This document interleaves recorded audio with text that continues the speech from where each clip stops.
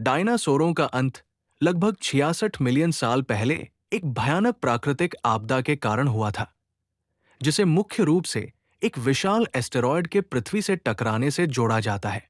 विशाल asteroid का टकराव, अनुमानित 10-15 किलोमीटर व्यास वाला एक विशाल एस्टेरॉयड, जिसे चिक्शुलुप प्रभावकर्ता भी कहा जाता है, ने लगभग 66 मिलियन साल पहले पृथ्वी से टकराया। इस टक्कर की शक्ति इतनी जबरदस्त थी कि इसने ऊर्जा का ऐसा विस्फोट कर दिया जिसकी तुलना कई अरब परमाणु बमों से की जा सकती है। इस टक्कर के परिणाम स्वरूप मैक्सिको के युकाटन प्रायद्वीप में चिक्शुलुप नामक विशाल क्रेटर का निर्माण हुआ, जिसका व्यास लगभग 180 किलोमीटर और गहराई लगभग 20 किलोमीटर थी। ये क्रेटर आज भी वैज्ञानिकों के लिए मुख्य प्रमाण में से एक है कि एक बाहरी अंतरिक्षीय वस्तु ने इस आपदा को अंजाम दिया। टक्कर से अत्यधिक मात्रा में धूल, राख, गैसें और जल वाष्प वायुमंडल में छूट गए। इस विशाल मात्रा में निकली सामग्री ने सूर्य की रोशनी को अवरुद्ध कर दिया, जिससे इम्पैक्ट विंटर नामक एक अत्यधिक ठंडा और अंधकारमय दौर आरंभ हो गया। पौधों के प्रकाश संश्लेषण पर इसका विपरीत प्रभाव पड़ा, जिससे खाद्य श्रृंखला में व्यापक व्यवधान हुआ। वायुमंडल में फैल गई धूल और एरोसोल्स ने सूर्य की किरणों को रोक दिया, जिसके कारण पृथ्वी का तापमान तेजी से गिरने लगा। इस ठंडक ने पौधों और समुद्री फोटोप्लांक्टन के जीवन को प्रभावित किया, जो खाद्य श्रृंखला की नींव थे। टक्कर के बाद के समय में धीरे धीरे वातावरण में ग्रीन हाउस गैसों, जैसे कि कार्बन डाइऑक्साइड, का स्तर बढ़ने लगा, जिससे एक अस्थायी ग्रीन हाउस प्रभाव भी देखने को मिला। ये परिवर्तन विश्वव्यापी जैविक प्रणालियों के लिए अत्यंत विनाशकारी साबित हुआ। लगभग उसी समय भारत में डीकैन ट्रैप्स नामक विशाल ज्वालामुखीय क्षेत्र में लगातार विस्फोट हुए। इन विस्फोटों से भारी मात्रा में लावा, सल्फर डाइऑक्साइड और अन्य हानिकारक गैसें वायुमंडल में छूटीं।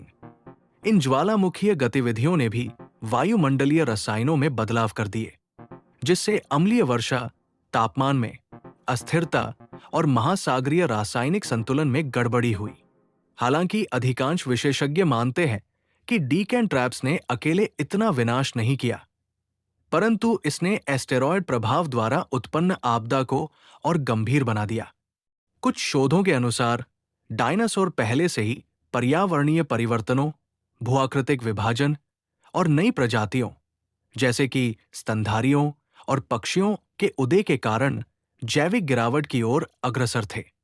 एस्टेरॉयड प्रभाव ने इस मौजूदा अस्थिरता को अंतिम रूप देते हुए बड़े पैमाने पर विनाश को अंजाम दिया। एस्टेरॉयड टक्कर और डीकैन ट्रैप्स की ज्वालामुखीय गतिविधि ने मिलकर एक डबल स्ट्राइक जैसा प्रभाव डाला, जिसने वैश्विक स्तर पर खाद्य श्रृंखला, जलवायु और पारिस्थितिक तंत्रों को तहस-नहस कर दिया। इस अत्यंत विनाशकारी घटना में पृथ्वी की लगभग 75% प्रजातियां समाप्त हो गई, जिसमें गैरपक्षी डायनासोर भी शामिल थे। इस बड़े विनाश ने नई जैविक नीचों के लिए जगह बनाई। बची हुई छोटी स्तनधारी प्रजातियां और पक्षी धीरे धीरे विकसित हुए, जिनके बाद मानव समेत कई नई प्रजातियां उभरी।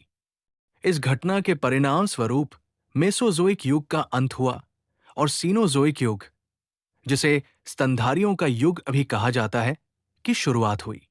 डायनासोरों का विनाश एक अत्यंत जटिल और बहुकारक घटना थी, जिसमें मुख्य भूमिका एक विशाल एस्टेरॉयड के पृथ्वी से टकराने की रही, जिसने तत्कालीन जलवायु, पारिस्थितिक तंत्र और खाद्य श्रृंखला में अभूतपूर्व व्यवधान पैदा किया। साथ ही डीकैन ट्रैप्स जैसी विशाल ज्वालामुखीय गतिविधियां भी इस प्रक्रिया में योगदान देती रहीं। इन सम्मिलित प्रभावों ने न केवल डायनासोरों का अंत किया, बल्कि पृथ्वी के जैविक इतिहास में एक महत्वपूर्ण मोड़ भी स्थापित किया, जिसने आगे चलकर मानव और अन्य प्रजातियों के विकास की राह प्रशस्त की।